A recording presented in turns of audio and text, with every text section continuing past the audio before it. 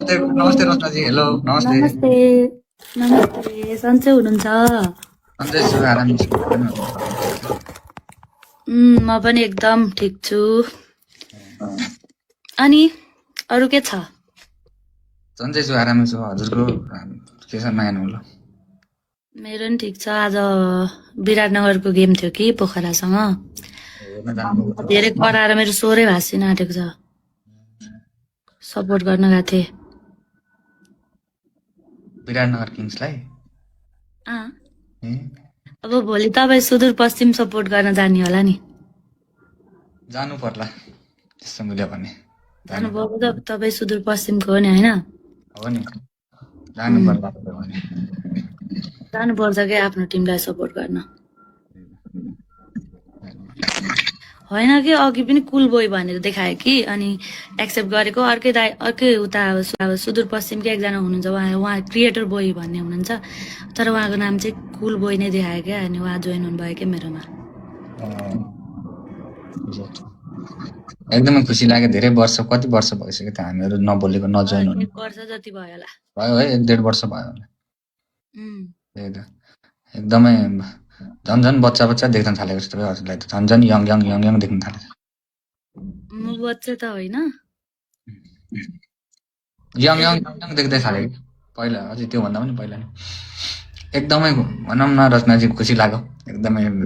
भनौँ न के भन्नु भाइ, म त हुनै गर्न सक्दिनँ। तपाईँको लाइभमा त तपाईँको लाइभ त म हेरिरहेको हुन्छ, कति काटेर आइरहेको हुन्छ, एकदम राम्रो लाग्छ। सबैलाई हेल्प गर्नुहुन्छ, खुसी लाग्छ। यस्तै गर्नु सधैँभरि। Thank you. रातै भइसक्यो नि त लजाएर।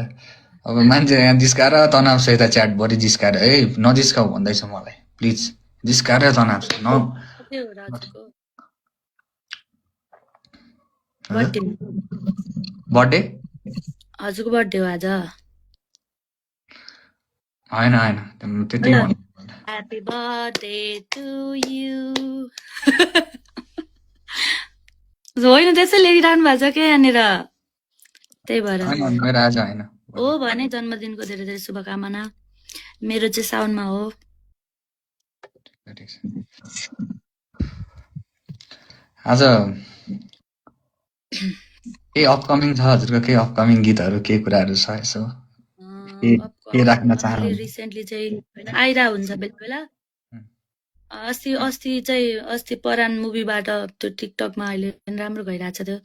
ओइ भन्दा नि बोलेन जुल्फी लड्काइ हिँड्नेले सोल्टिनीको हातै तान्यो सोझो ठान्नीले भन्ने मेरो स्वर भाँसेको छ। म धेरै चिच्याएँ क्या आज, एकदमै धेरै त्यहाँनिर, त्यही भएर स्वर भाँसेको छ।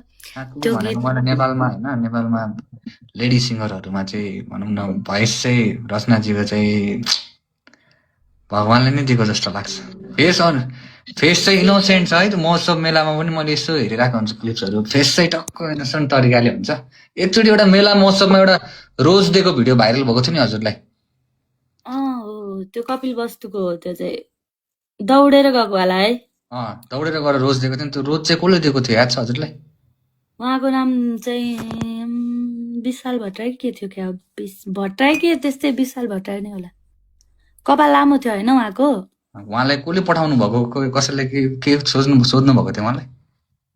नाइ त्यहाँ स्टेजमा ल्याएर दिनुभयो अनि गइहाल्नु। होइन स्टेज होइन कि हजुर, हिँडेर जाँदै हुनुहुन्थ्यो नि। हिँडेर जाँदाखेरि एउटा पर्खालबाट यस्तै रोज आएको थियो नि, एउटा त्यो भिडियो थियो नि। हजुरलाई याद छैन? त्यही त, ठिक छ। एकदम है, म एकदम शुभचिन्तक हो हजुरको, एकदम। म पनि एकदमै ठुलो फ्यान हो तपाईँको। हाम्रो साइडबाट सबैजना है, जे पनि हुनसक्छ हामीलाई भनौँ न, हाम्रो सबै च्याटमा हेरिराख्नु भएको सम्पूर्ण भ्युअर्सहरूले एकदम रुचाउनुहुन्छ, एकदमै राम्रो हुनुहुन्छ हजुर। एकदमै माया छ मेरो साइडबाट। Thank you. मेरो पनि धेरै धेरै माया, कुल ग्याङहरू सबैजनालाई मेरो माया छ, तपाईँलाई पनि धेरै धेरै माया छ। थ्याङ्क यू सो मच मलाई जोइन गर्नु भएकोमा। मेरोमा अहिले 3000 धेरैजना हुनुहुन्छ, आज यति धेरै त आउनुहुन्थेन। अघि सुरुमा चाहिँ 1000 जना हुन्थ्यो, अहिले चाहिँ 3700 जनाले हेरिरहनु भएको छ। खुसी लाग्यो, थ्याङ्क यू जोइन गर्नु भएकोमा। हजुरको त घरको त्यो होइन, त्यो गिलो चटपटे खाएको म हेरिरहेको हुन्छ कि हजुरको भिडियोहरू। त्यो गिलो चटपटे खाएको भिडियो पनि देखेको थिएँ। हाम्रो घर छेउमै हो। त्यहाँबाट 2 घर यतापट्टि 2-3 घर यतापट्टि हो हाम्रो गाउँ नै हो हाम्रो गाउँका आन्टीको पसल हो पहिला हाम्रो पनि चटपटे पसल थियो नि त थाहा छ मलाई मैले त्यो हेरेको छु मैले सबै म हेरिरहेको हुन्छु कि मन त्यस्तो छैन हाम्रो पनि बनाउँछौँ चटपटे ठिक छ युआर रियली ट्यालेन्टेड म एकदमै हजुरको मनदेखि भनौँ न मनैदेखि मेरो रेस्पेक्ट छ शुभचिन्तक पनि हजुरको अझै दामी दामी हुँदै जानुहोस् दामी गर्दै जानु होला माया छ एकदम हाम्रो साइडबाट है एक दिन कहिले विराटनगर किङ्स र सुदूरपश्चिम रोयल्सको पर्यो भनेपछि चाहिँ भेटघाट हुन्छ जस्तो छ भेट्नुपर्छ हुन्छ हुन्छ हुन्छ स्योर स्योर नै पर्छ होला एउटा एउटा गेम सबैसँग पर्छ नि त्यो चाहिँ भोलि जानुहुन्छ गेम हेर्न जान्छु कि अब कुराकानी भएको चाहिँ मलाई थाहा नै थिएन म्याच छ भनेर म अहिले हल्का बिरामी हुनुहुन्छ कि घरमा त्यही भएर यतातिरै बसेर बिजी भइरहेको छु अनि अब मिल्यो भने चाहिँ जान्छु म हुन्छ हुन्छ नत्र भोलि म आउन पनि सक्छु भोलि आएँ भने भेट हुन्छ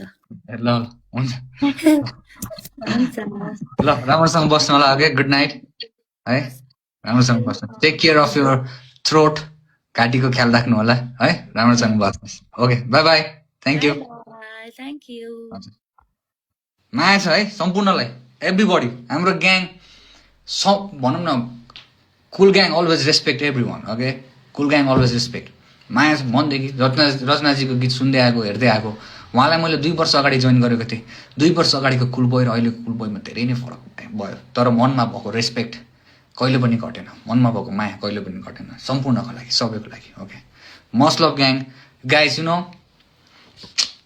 भोलि चाहिँ छ त भन्छन् तर अब चाहिँ भनौँ न यो ऊ भइरहेको छ क्या अलिकति घरमा गाह्रो मेरो दिदी सुत्केरी हुनुभएको छ अब हाँस्छ होला होइन यो सुत्केरीबाट सुन्नेलाई दिदी सुत्केरी हुनुभएको छ अब यताबाट मनिषा जानुपर्छ कान्छी दिदी सुत्केरी यताबाट मनिषा जानुपर्छ भिनाजु मुर्दार उहाँ पुग्नुहुन्छ यो क्रिकेट हेर्न पुग्नुहुन्छ होइन गाह्रै छ क्या कति सम्झाउनु यार कति सम्झाउनु सुत्केरी बुढी छोडेर क्रिकेट हेर्न वाट इज दिस भिनाश्री